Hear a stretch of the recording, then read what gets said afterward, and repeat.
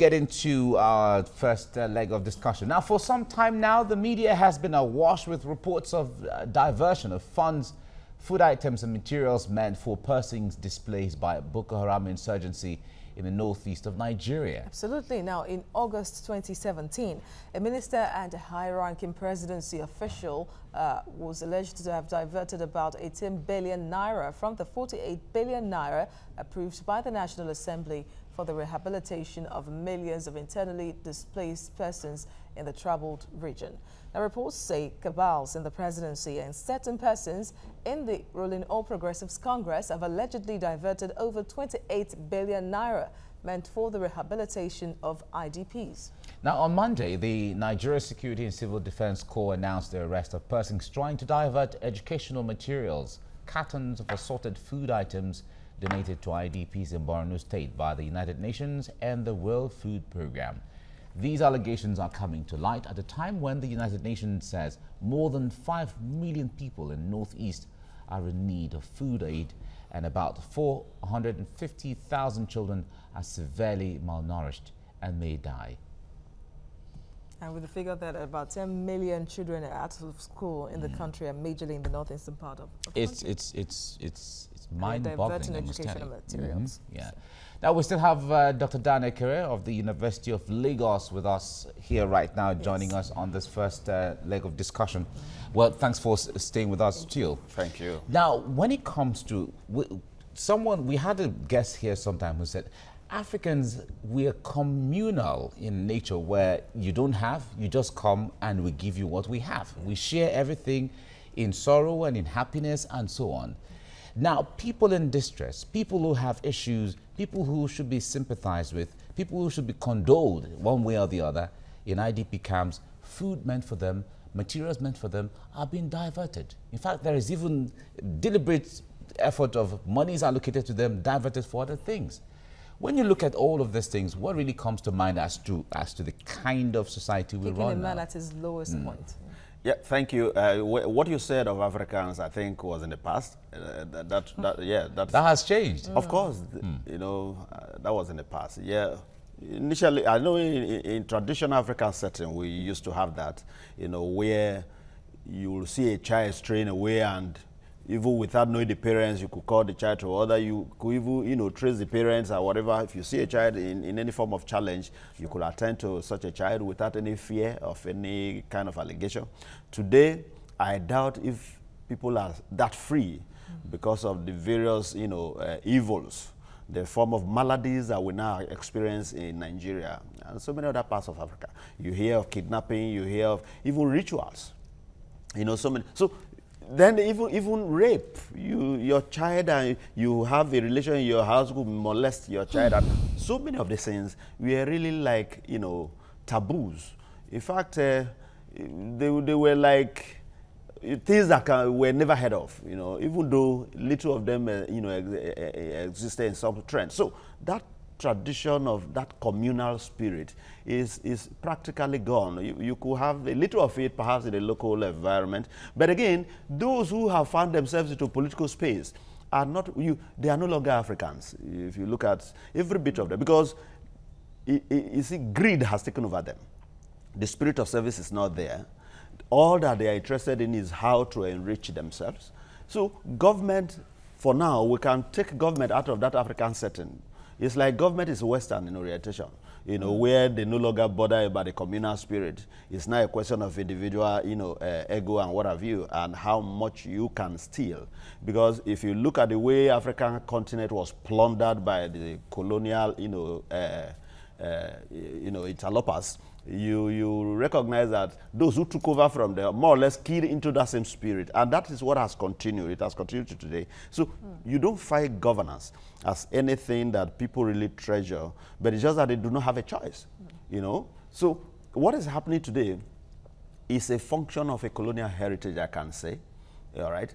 And unfortunately, too, we now have a system. Unfortunately, you see, even the colonial system, their own countries, you know, they enforce laws.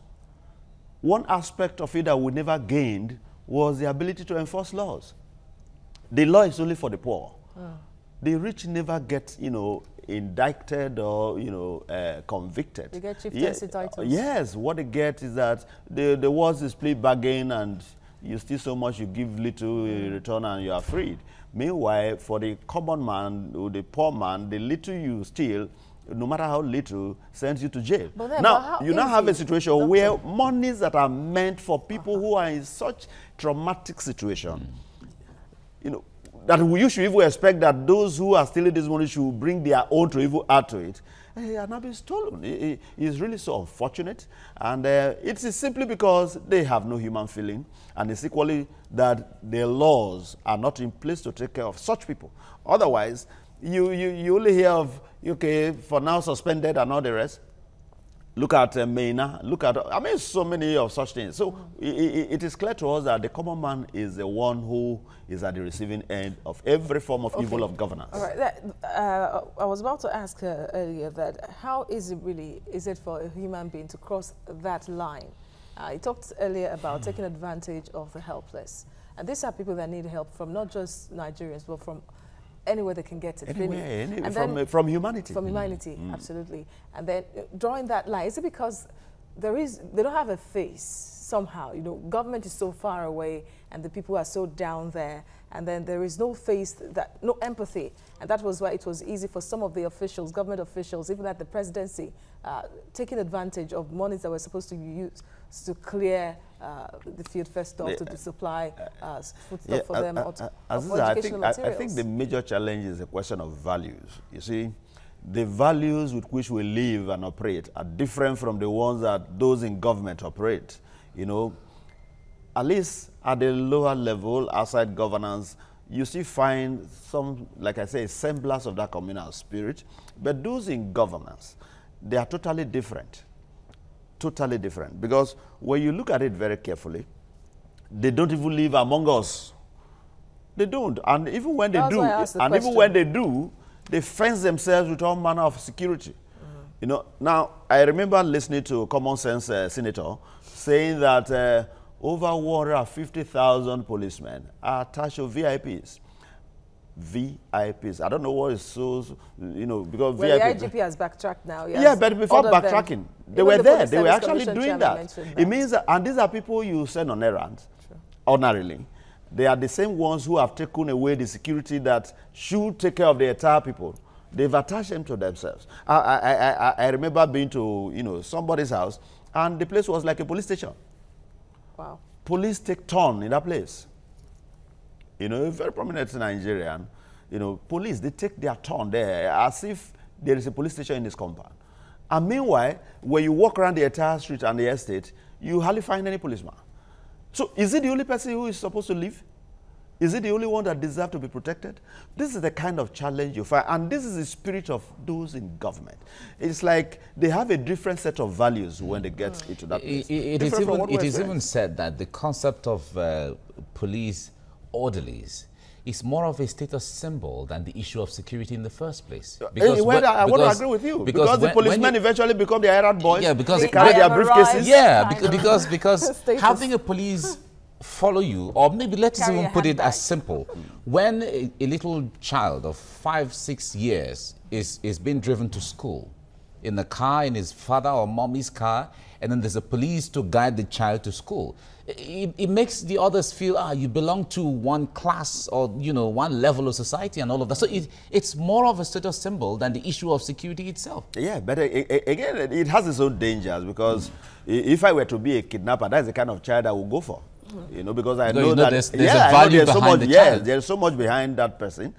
So it equally exposes them to a lot of challenges as well. At the end of the day, they don't even move freely. Because the mere fact that you cannot go to your people, walk around your community freely, shows that, you are equally enslaved.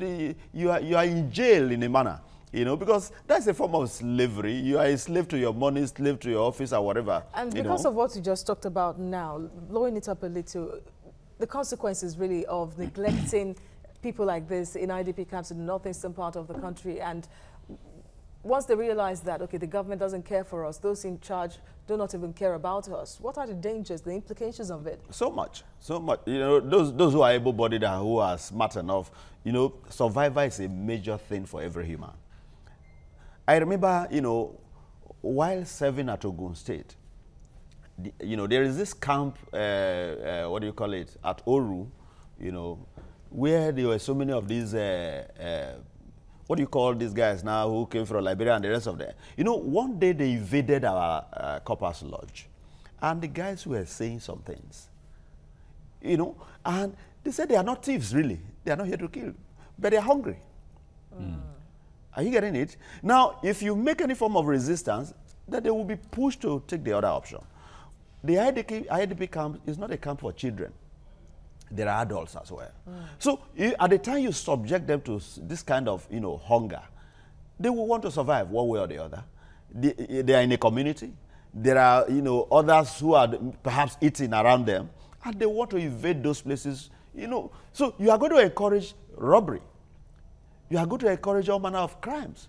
So it is safer, because the moment you lose that sense of dignity, the moment you lose that sense of humanity that, yes, I am one person who is cherished and cared for, then you have no value for life. You are likely going to do things that will run contrary to normal societal values. So you are going to endanger the lives of both the IDPs and even those around them. I've always said that if you are a very big man who live among the poor, you so stand out. Now use the case of a mighty tree in a forest, that when that mighty tree is boasting, the small trees could cooperate one day and decide to burn themselves. Okay, let's commit suicide. That fire will touch the mighty tree, and it will bring it down as well. So we must be very careful. Dino Melaya has once said that these people, the level of hunger will push them to the point that at the time they finish with what is available to them, the next thing will be to feed on the senators and the rest of them. And they should be careful about this, because this builds anger, and it will get to that point. The moment the people now see that government is their enemy, they are going to revolt against government. We shouldn't allow ourselves to get to that level. We must do everything to ensure that, in fact, their situation is bad enough. For you to now take away the little that is meant for them, it is so unfortunate. All right, we have heard of, sometimes we've heard of the people in the camp begging officials, giving sex for money, giving other things, as the case may be, compromising one way or the other to get... demanding exactly. sex before they give them food. Now, in all of this, we know that the president is the commander-in-chief, and he gets reports of some of these things and even much more on a daily basis. And when we don't see any action from the president, a directive or an order for these things to be changed and all of that, would it be okay to say, okay, we can also blame the president for this kind of action? The buck ends at the stable. Even though he can't be everywhere at the same time? He is everywhere. Who appointed the people that are doing all this? So he is everywhere. You don't need to be there physically before you are there. He is everywhere, because there's extension of his body and whatever in all the places by virtue of the people he appointed. Now, you said that he ought to be getting security briefings daily. But if the people appointed are the ones perpetrating this? Then he should be able to call them to order. He should be able to sanction. How was he here? But you see, he has security details. He gets security reports. I'm not sure that those, security, for instance, what do you call it, security advisor. I doubt if he's the one who is doing all of this. And definitely he will be getting reports. He will brief the president, whether verbally or in writing. But my fear is, if he's in writing, I doubt if the president is reading those reports. Because for him to have ordered the IG, the Inspector General of Police, to Benue, and the man eventually decided to do any other thing, what did he do to him? At least just even a query. I doubt if that took place. Except you people have not released it to us now, that he was queried. You said? He was saying that he wasn't aware the IGP stayed That's exactly what I'm saying. The same thing is said during the strike, SANU strike, and he went to Ethiopia, and he was asked, the journalist asked him why the strike was for 3 months. He said he wasn't aware. Are you getting this? So, which means that one is that perhaps he doesn't read the papers, he doesn't watch television. I don't know if all he does is listen to people who wake up. And those around presidents, governors are usually psychophants. They don't tell him the truth. They don't, because they present the report from their own perspective in order to make them, the governors and the presidents, see them as people who are hardworking. It fends you off from the real situation. So that is what you get. I remember when ASU was on strike the last time under Jonathan, the same thing happened until the man stepped in. And he got a different revelation entirely. is this what is happening? He was surprised, but he was able to address because he got the true situation of the strike. But what you get most of the time from these reports is that people tend to present reports in order to suggest that they are doing their jobs, and meanwhile, the populace are seeing a different face. So sometimes you need to look at the papers, because in a way, those papers will equally report, the other side, so that you don't always get it from government, that, okay, my security officials have told me this is what is happening. Sometimes they don't give you everything. So the president gets the blame just like he gets the praise. On this release of the Dapchi girls, who are we talking about now? Is it not the president? Was it with the word that went there? I doubt if it was the one who engaged. The APC spoke. Are you getting it? So the same way they get the praise, they should get the blame. So the blame is for both the president and the APC. Every bit of it, because the same way they will pride themselves that we have done this, we have done that, the same way they should be able to say that we have suffered this. So I think they really need to step up that aspect of governance. Well, in all of this, what impact would it have? Because when you hear that materials donated by the United Nations or by any of these international agencies or companies or churches or mosques, people who decided on their own, this is not even the government statutory allocation to, or sorry, allocations to them, budgetary allocation to them, but the concept of people, humanitarian donations to these people are diverted. What impact would they have on those who decided to make sacrifices to make this donation? Would it affect or should it affect the way they give? Surely it should, ordinarily it should. I remember, George Weah, before he became president, now President George Weah, he sponsored Liberia on different occasions, attempted to be at the World Cup. He was actually there, and all bills paid. Now, some people were raising the same question, about Nigerian footballers. And the footballers, some of them made some comments. Because you see a situation whereby somebody who is not at any risk of death, who is just, enjoying himself in office as a minister and the rest, is making so much. Those who are senators are making so much. On the field of play, we know that Okworaji died as a result of now, the same is, even though there could be other hazards that could happen to anybody, but the risk are different. Now, you are saying that we should donate our monies just because George Weah is doing this. What about the situation?